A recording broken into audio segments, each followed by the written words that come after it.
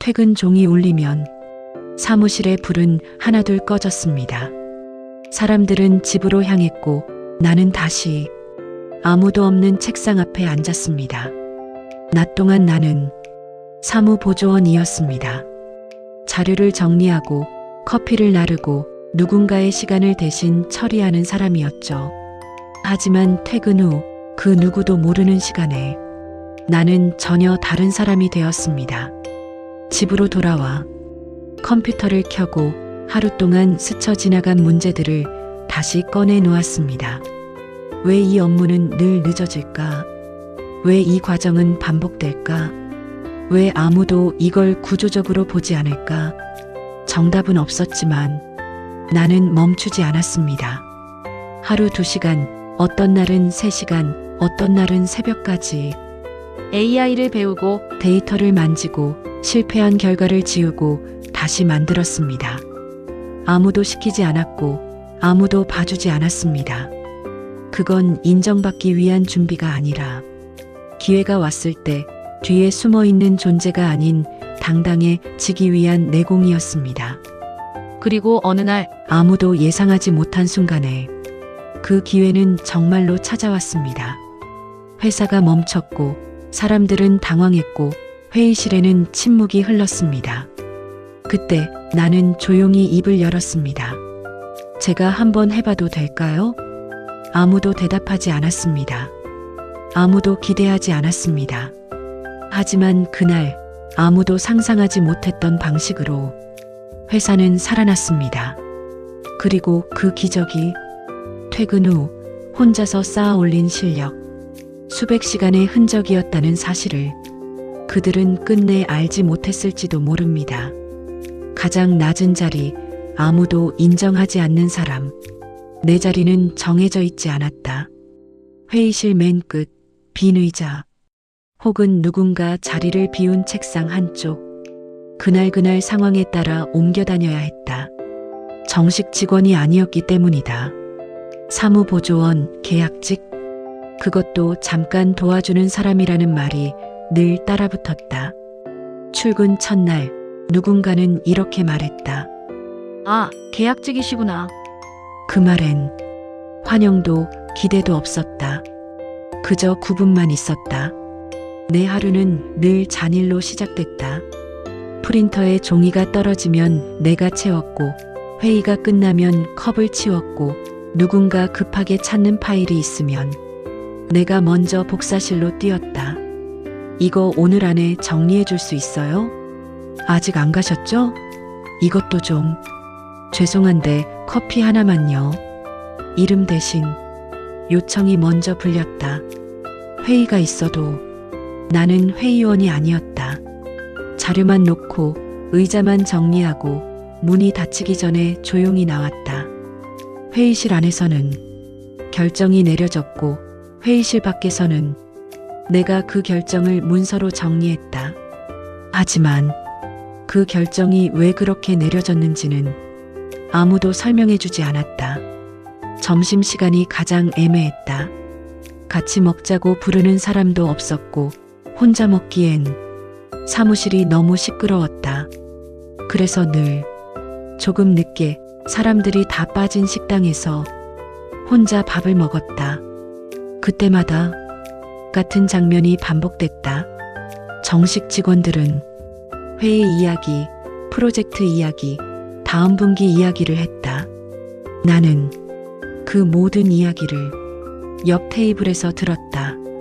들었지만 섞일 수는 없었다. 한 번은 회의실에서 이런 말을 들었다.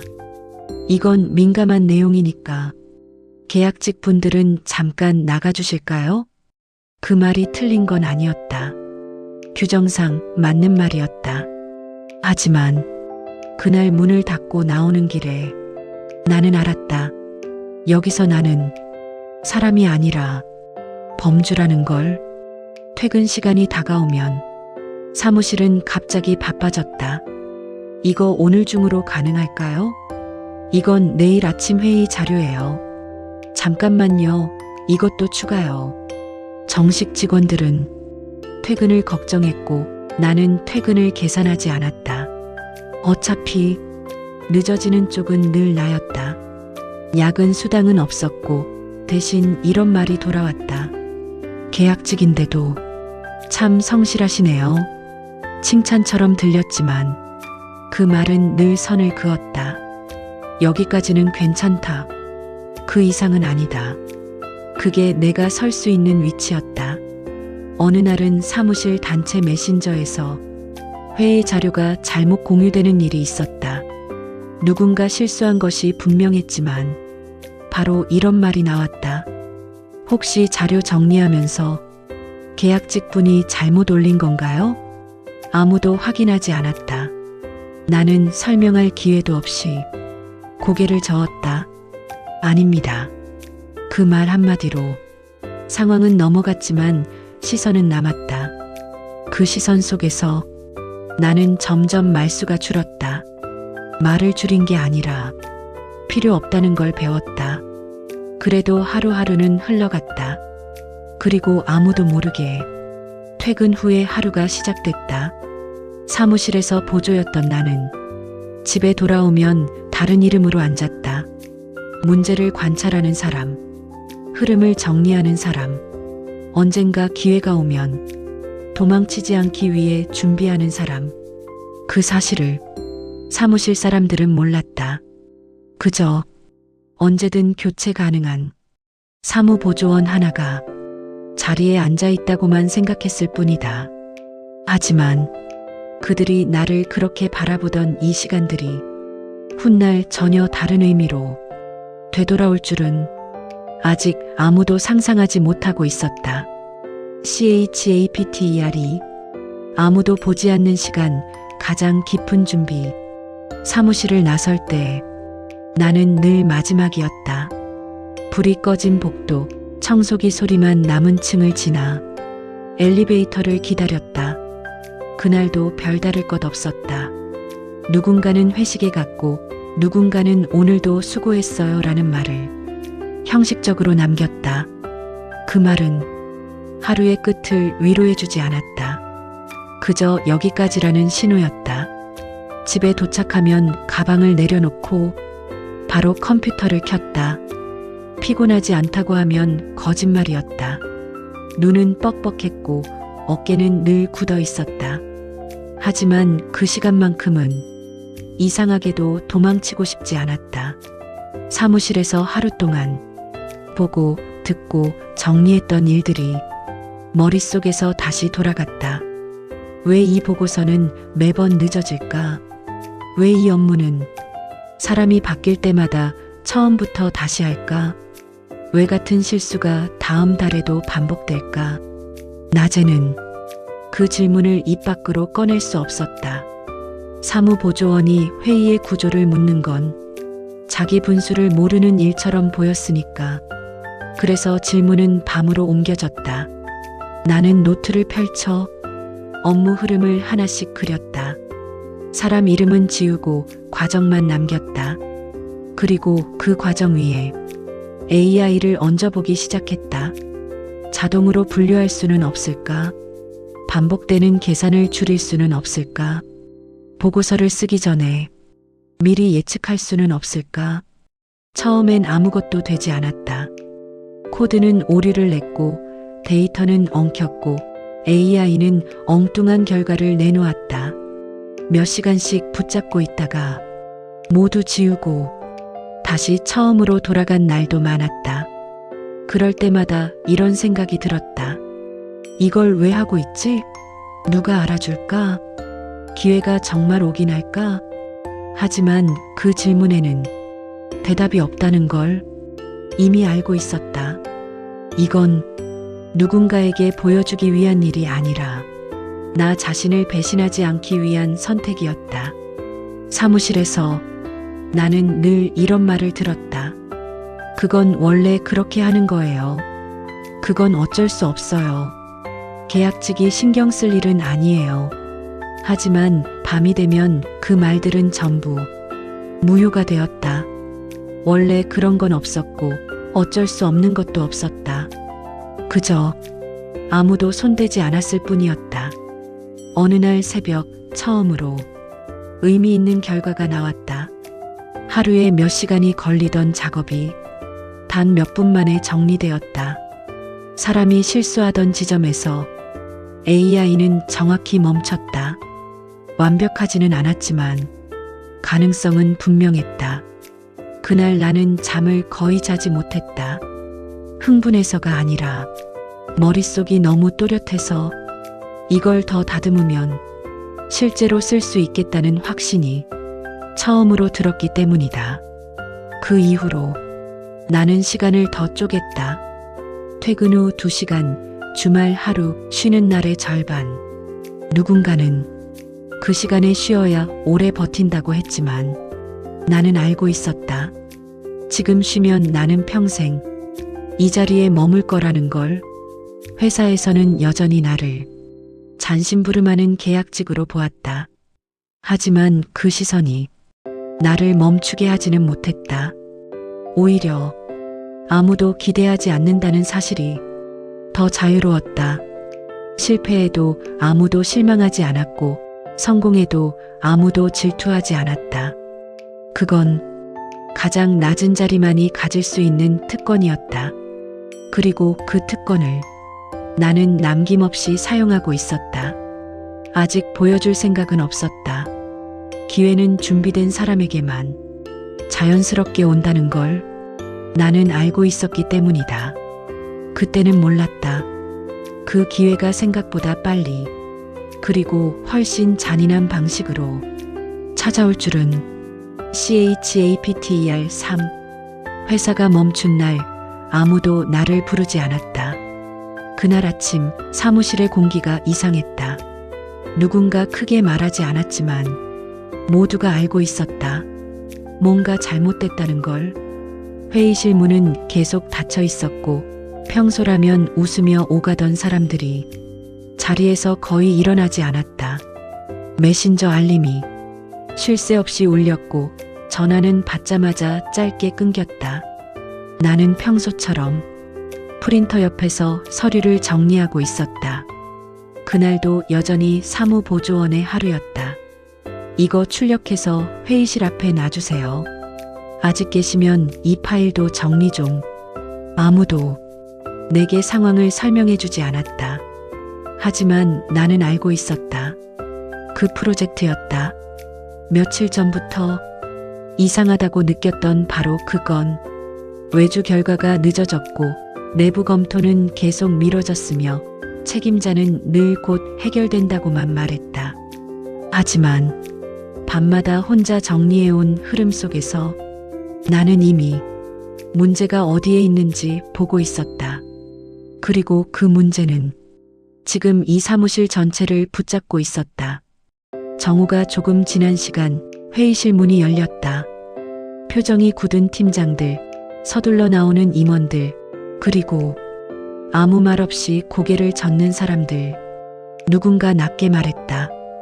이대로면 이번 분기 날아가겠는데. 그 말이 복도를 타고 흘러나왔다. 나는 그 자리에 서서 한동안 움직이지 못했다.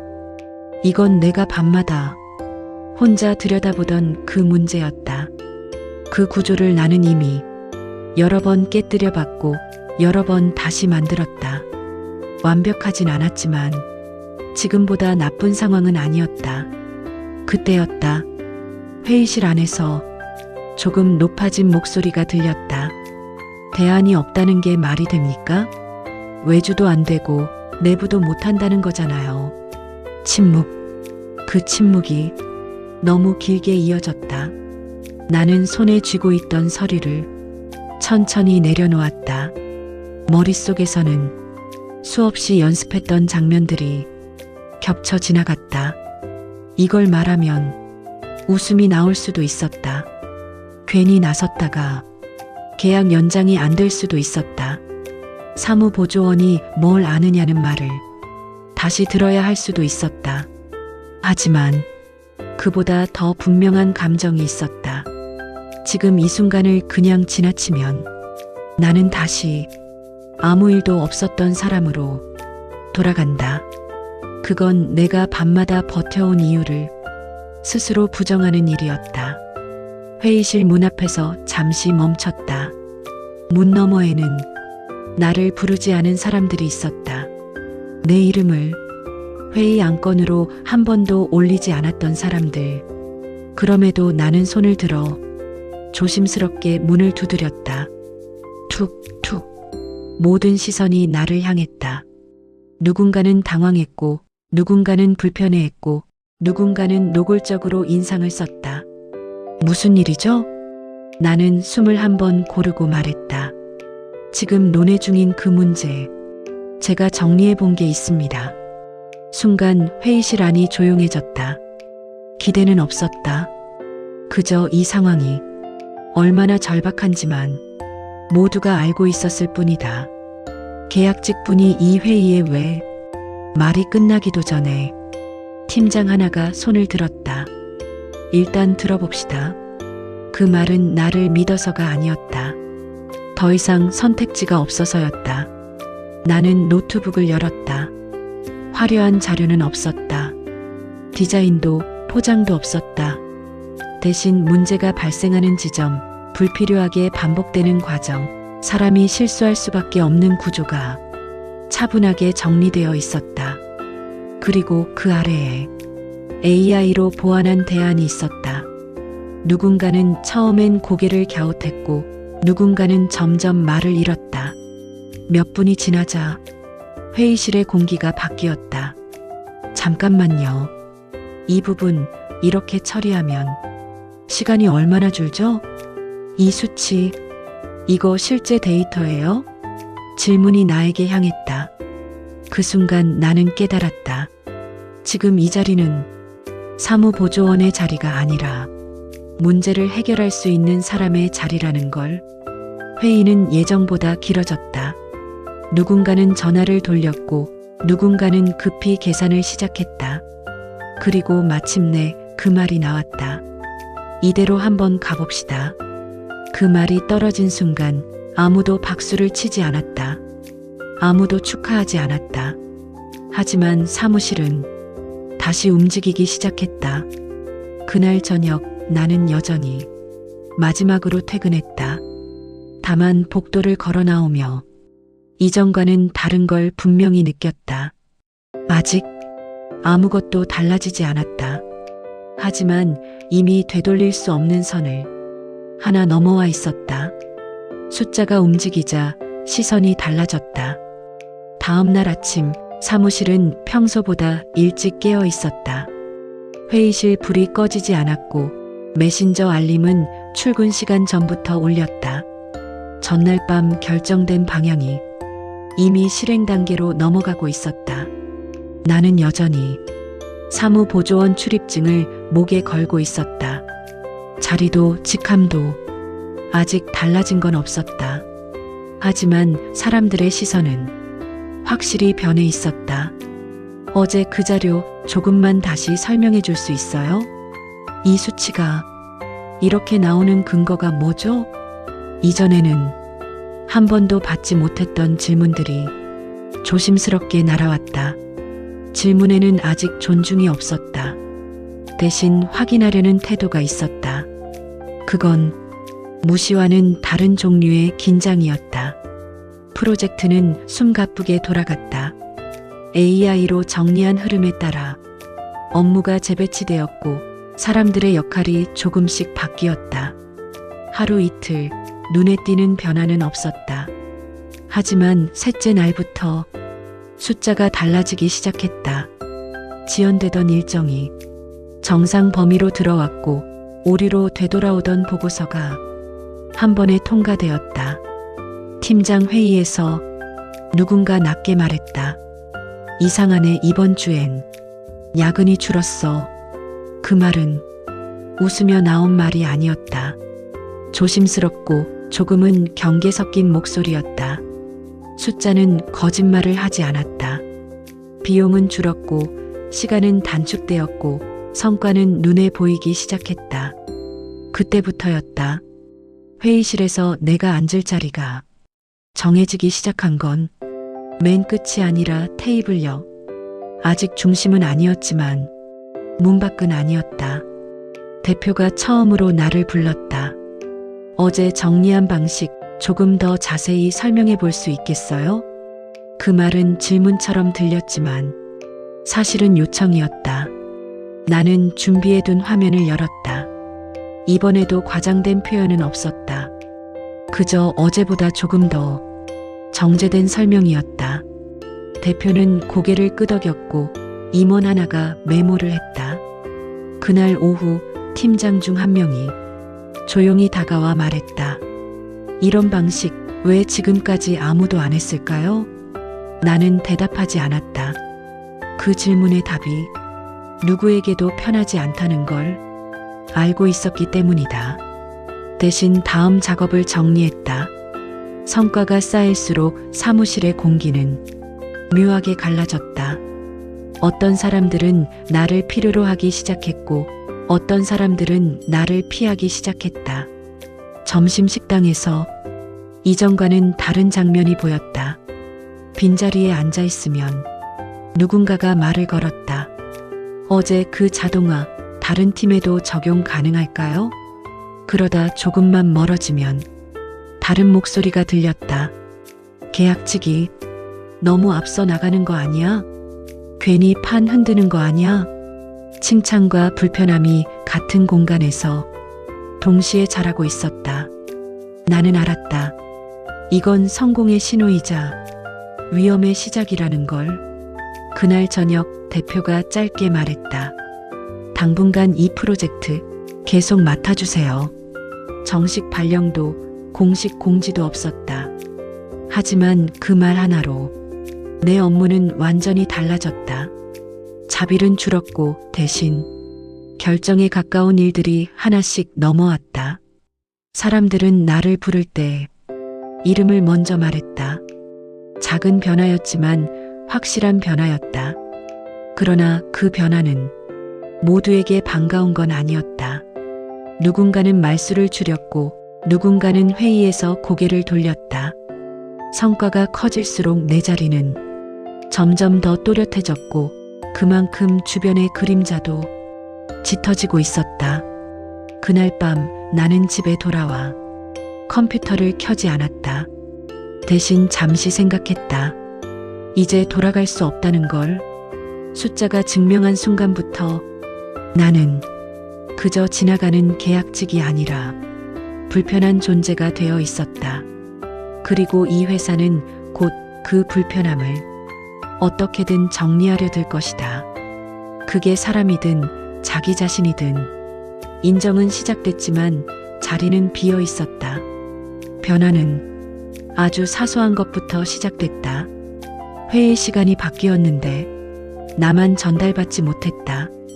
중요한 메일이 공유됐는데 내 이름만 빠져 있었다. 우연이라고 생각하려 했다. 하지만 그런 일이 하루, 이틀 계속 반복되자 그게 우연이 아니라는 걸 알 수 있었다. 성과는 분명했다. 숫자는 계속 좋아졌고 대표는 결과를 확인했다. 그런데 그 결과를 함께 나누는 자리에 나는 없었다. 회의실 문은 닫혔고 나는 복도에서 그 문을 바라보고 있었다. 예전과 달랐던 점이 하나 있다면 이제는 나를 일부러 빼고 있다는 느낌이 분명해졌다는 것이다. 사람들의 말투도 달라졌다. 이건 계약직이 판단할 일은 아니죠. 그 방식이 맞다는 건 알겠는데 조금 선을 넘은 것 같기도 하고. 예전에는 아예 내 의견을 묻지 않았다. 이제는 의견을 인정하면서도 자리를 제한했다. 그게 가장 잔인한 방식이었다. 점심시간 늘 혼자 먹던 자리에 이제는 아무도 앉지 않았다. 누군가 다가왔다가도 다른 사람의 눈치를 보고 자리를 옮겼다. 나는 알았다. 나와 가까워지는 게 누군가에겐 위험해졌다는 걸. 어느 날 화장실에서 우연히 들은 말이 있었다. 솔직히 말해서 좀 불편하지 않아? 계약직이 저렇게 영향력 갖는 거 괜히 잘못 엮였다가 우리까지 찍히는 거 아니야? 그 말들은 속삭임이었지만 내 귀에는 또렷하게 남았다. 나는 그날 아무 말도 하지 않았다. 변명도 항의도 하지 않았다. 그저 손을 씻고 조용히 자리를 나왔다. 그때 깨달았다. 이곳에서 내가 싸워야 할 상대는 사람이 아니라 구조라는 걸. 성과가 나자 사람들은 두 부리로 나뉘었다. 나를 이용하려는 사람과 나를 밀어내려는 사람. 둘 다 진심은 아니었다. 어느 쪽도 나를 동료로 보지 않았다. 그날 오후 대표가 나를 불렀다. 요즘 사무실 분위기가 조금 복잡하죠? 그 말은 위로도 해결도 아니었다. 그저 알고 있다는 신호였다. 나는 대답했다. 일에는 지장이 없습니다. 대표는 잠시 나를 바라보다 고개를 끄덕였다. 그럼 계속 그렇게만 해주세요. 그 말의 뜻을 나는 정확히 이해했다. 성과는 더 내되 문제는 만들지 말라는 뜻. 그날 이후 나는 더 조용해졌다. 회의에서는 필요한 말만 했다.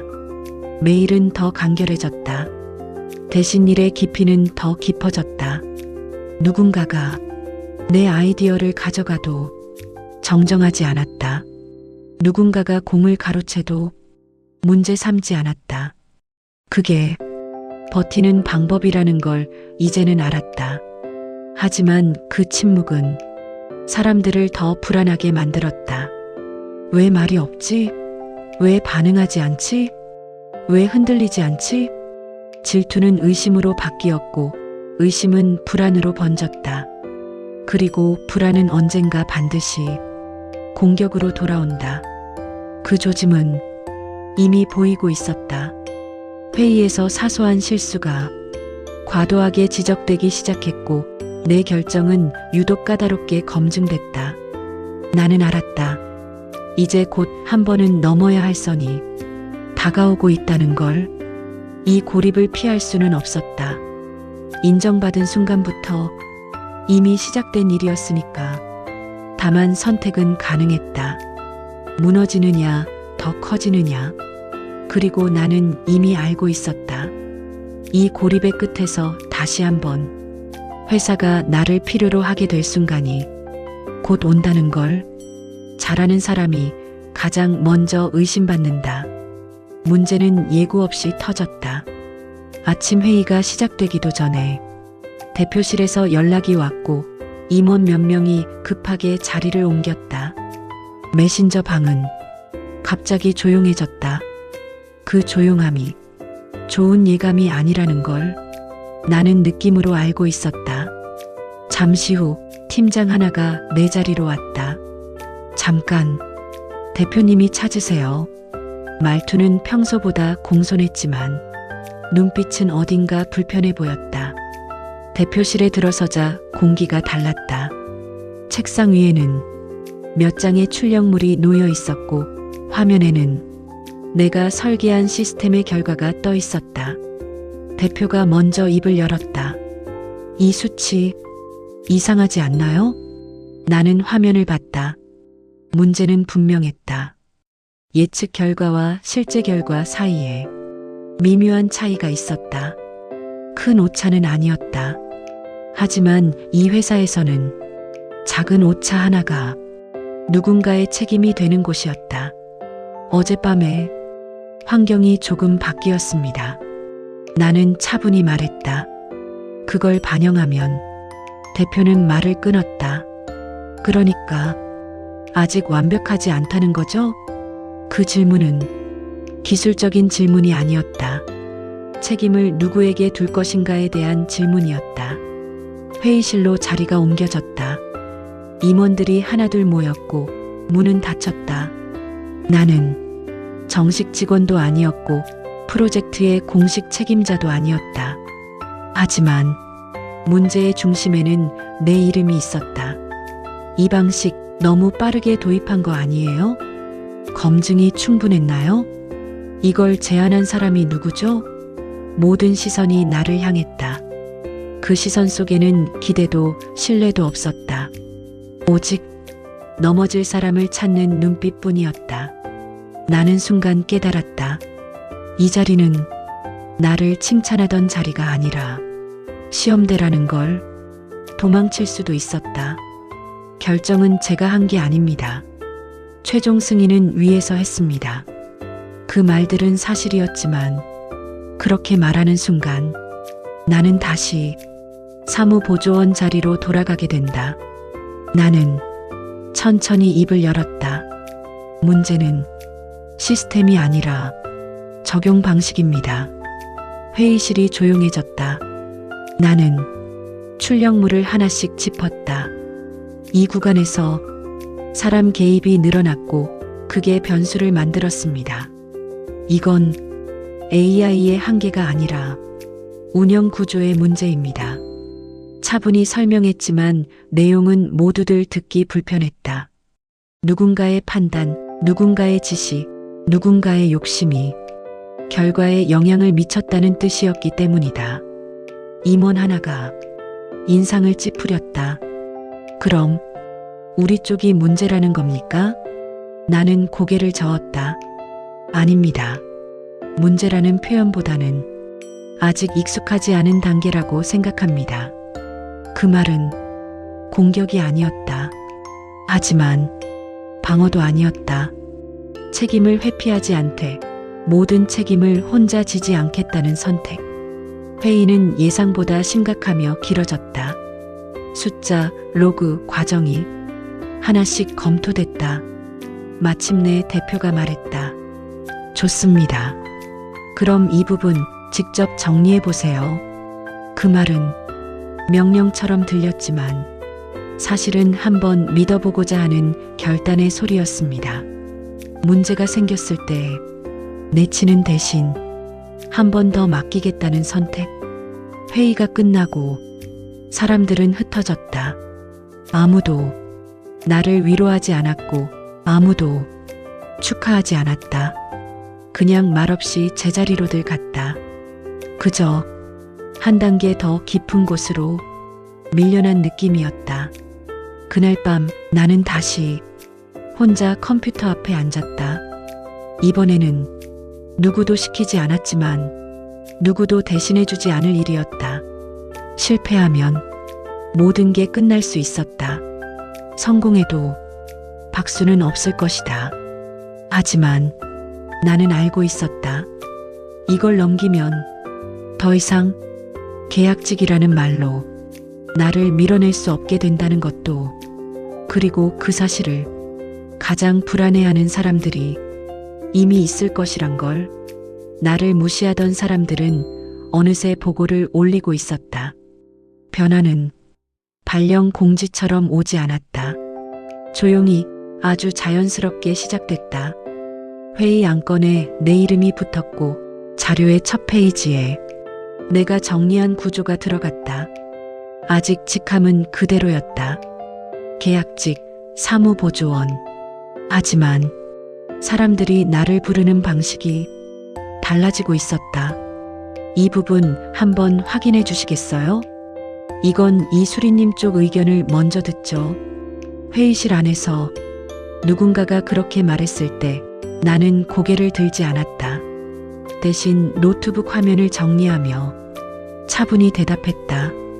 말투도 태도도 이전과 다르지 않게 하려 했다.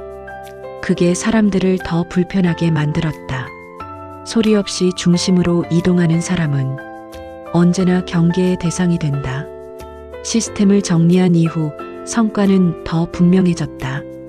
이전에는 하루가 걸리던 의사결정이 몇 시간으로 줄었고 보고서는 2번 이상 되돌아오지 않았다.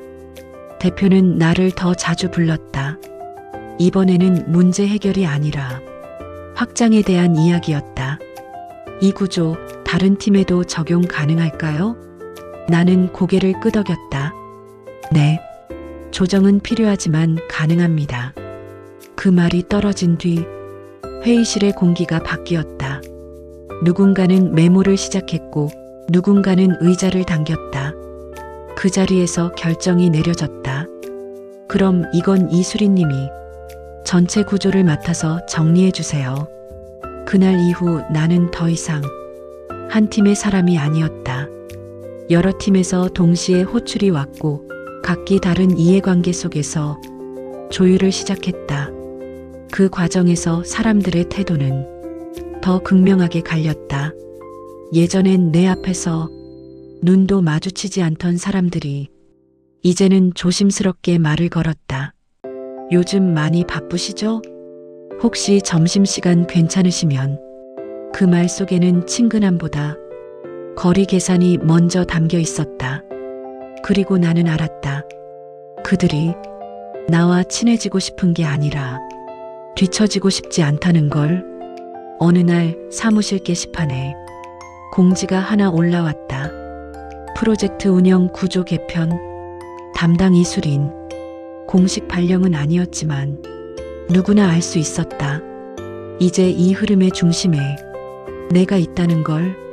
그날 이후 사무실에서 나를 대하는 방식은 완전히 달라졌다. 말을 조심했고 농담을 줄였고 내 앞에서 함부로 평가하지 않았다. 부러움은 언제나 그렇게 나타난다. 박수 대신 침묵으로. 점심시간 한 테이블에서 이런 말이 오가는 걸 우연히 들었다. 솔직히 말하면 좀 대단하지 않아? 운이 좋은 거 아니야? 아니야. 저건 준비한 사람만 할 수 있는 일이야. 그 말들 속에는 인정과 질투가 섞여 있었다. 나는 그 자리에 끼지 않았다. 고개를 돌리지도 않았다. 이미 그들과 서 있는 높이가 달라졌다는 걸 알고 있었기 때문이다. 며칠 후 대표가 나를 불렀다. 이번엔 다른 사람들도 함께 있었다. 이제 계약 이야기를 좀 해야겠죠. 그 말은 조심스러웠지만 분명했다. 조건은 예전과 비교할 수 없었다. 업무 범위 권한 그리고 자리. 나는 잠시 생각했다. 이 자리가 나를 얼마나 바꿀지, 그리고 얼마나 많은 시선을 끌어당길지. 그리고 고개를 끄덕였다. 그날 사무실을 나서며 나는 복도를 천천히 걸었다.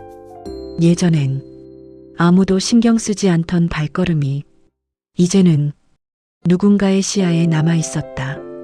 그 차이를 나는 잘 알고 있었다. 무시받던 자리는 아무 말도 하지 않아도 되었지만 부러움의 대상이 된 순간부터는 모든 행동이 해석되기 시작한다. 그리고 그 해석을 감당할 수 있는 사람만이 이 자리에 설 수 있다. 나는 그 자리에 서 있었다. 말없이 하지만 분명하게. 가장 높은 자리에서 그는 전혀 다른 선택을 했다. 공식 공지는 아침 9시에 올라왔다. 직함이 바뀌었고 업무 범위가 명확해졌으며 권한은 이전과 비교할 수 없을 만큼 커졌다. 사람들은 그제야 인정했다. 이제는 완전히 자리 잡았네. 진짜 성공했어. 축하 인사가 줄을 이었다. 예전에는 눈길조차 주지 않던 사람들이었다. 회의실에서 나는 더 이상 마지막에 앉지 않았다. 중앙 결정이 시작되는 자리였다. 보고는 내 앞으로 먼저 올라왔고 의견은 내 판단을 기다렸다. 그를 무시하던 사람들조차 이제는 말을 고르기 시작했다. 부러움은 완성된 듯 보였다. 하지만 아무도 몰랐다. 이 모든 게 끝이 아니라 정리의 시작이라는 걸. 그날 오후 대표가 나를 불렀다. 이제 여기까지 오는데 충분히 증명했어요. 나는 고개를 끄덕이며 감사합니다 했다.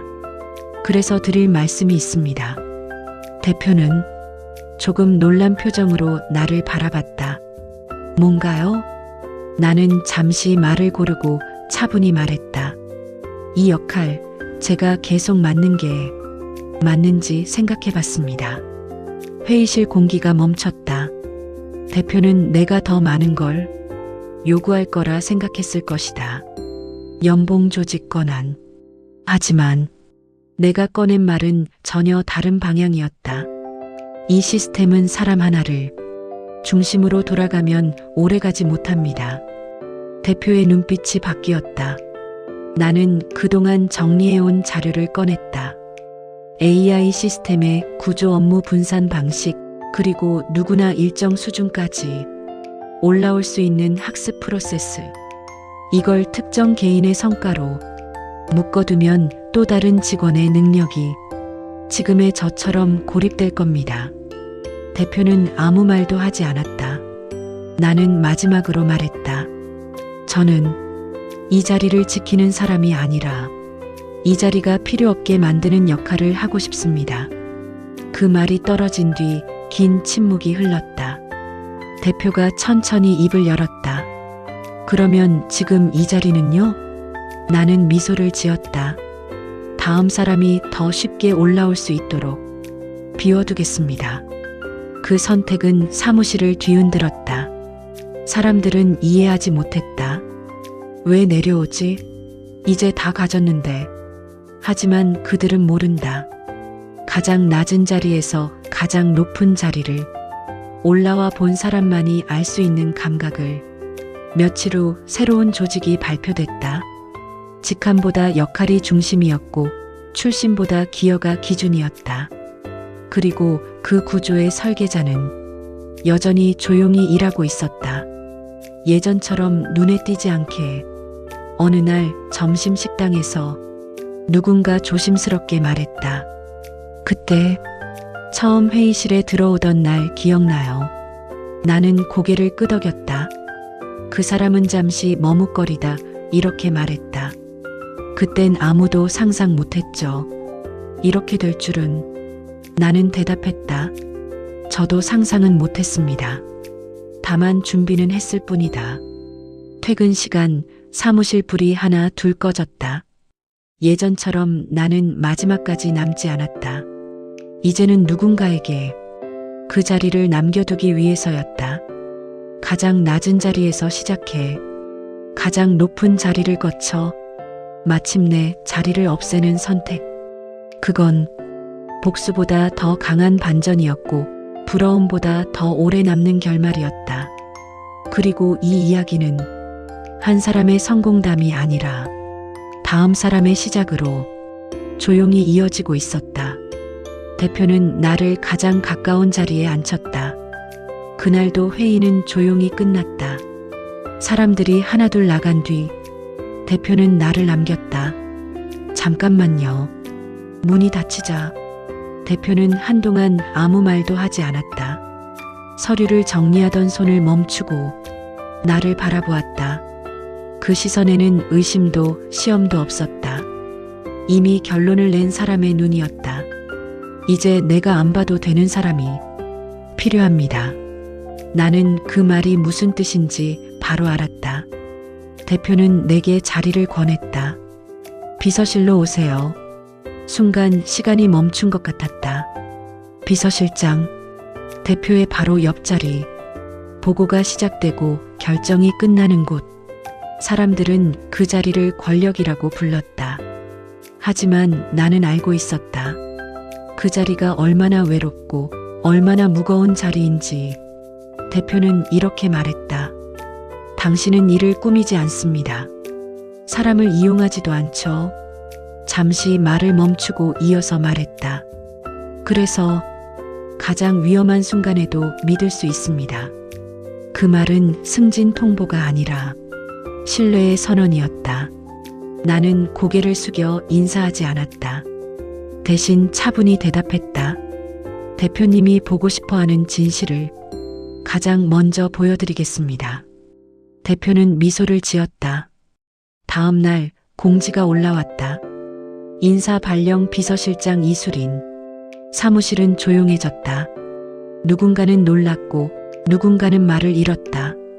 한때 나를 부르지 않던 사람들, 회의에서 내 이름을 빼던 사람들, 사무보조원이라는 말로 선을 긋던 사람들. 이제 그들은 보고서를 들고 내 앞에 섰다. 나는 아무 말도 하지 않았다. 복수는 필요 없었다. 이미 자리가 말해주고 있었기 때문이다. 대표실 문 앞 비서실장 책상에 앉아 나는 처음으로 사무실 전체를 내려다보았다. 가장 낮은 자리에서 올려다보던 그 공간을. 그 순간 이런 생각이 들었다. 출세란 높아지는 게 아니라 가장 중요한 순간에 신뢰받는 위치에 서는 일이라는 것. 퇴근 시간 사무실 불이 꺼졌다. 이번에는 내가 마지막이 아니었다. 누군가에게 일을 맡기고 판단을 넘기고 책임을 나누는 사람이 되었기 때문이다. 그리고 나는 알았다. 이 자리에 오기까지 필요했던 건 인맥도 운도 우연도 아니었다. 아무도 보지 않는 시간에 쌓아온 내공 하나면 충분했다는 것을요.